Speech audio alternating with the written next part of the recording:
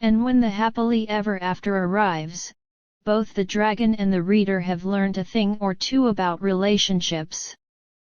Dylan the young, blue dragon lived deep in the Rockstone Mountains of Scotland. Every day the playful, young dragon woke up early in the morning and flew all around the mountains and valleys looking for something to do. When he was hungry he would go home to his cave where Mummy Dragon would have hot soup ready for his dinner. "Wash your wings and get ready for tea. I've made your favorite today, darling, pea and toad soup," said Mummy Dragon. Dylan sighed, "Thank you, Mum," he said sadly. "Whatever is the matter, son? Every day you come back home happily for your tea, but today you look so sad," inquired Mummy Dragon. "I'm lonely, Mum. I can't find anyone to play with. In all the lakes, mountains, and valleys in Rockstone, there isn't a single dragon for me to play with," he grumbled. "Well, how about this for an idea? Why don't you fly down to the village playground and see if the children there want to play with you?" Dylan woke up bright and early the next day. He was very excited that he would soon have friends to play with every day. He put on his baseball cap and school tie and flew past the valleys and mountains until he reached the little village of Falkreich. He glided down to a passerby to ask for directions to the children's playground. That way," pointed the quivering man. "Oh! He must be cold," thought Dylan.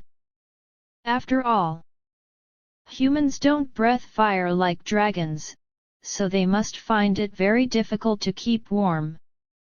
Not long after, Dylan the dragon came in for a swift landing in the center of the playground.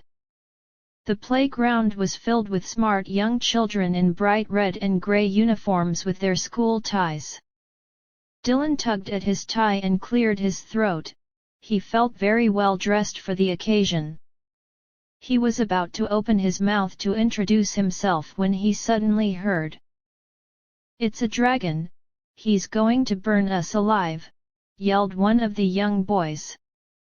All the children ran frantically towards the exit's end.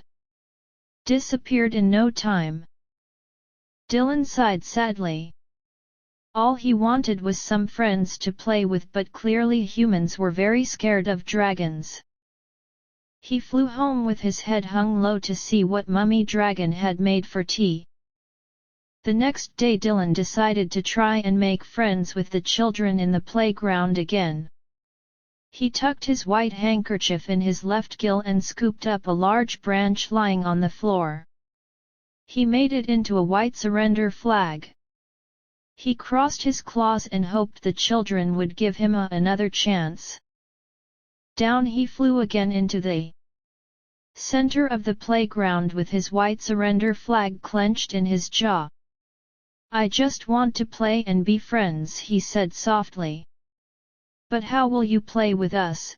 shouted one of the girls. "You're too big for our swings and slides. You won't fit in our roundabout." "Well, why don't I take you all for a ride to the valleys and the mountains of Rockstone?" "Yay!" squealed all the children at once. They climbed onto Dylan's back and off the children went on a very exciting flight. From that day Dylan and the playground children were friends, and every day Dylan, the dragon, would take the children on the best playground ride ever.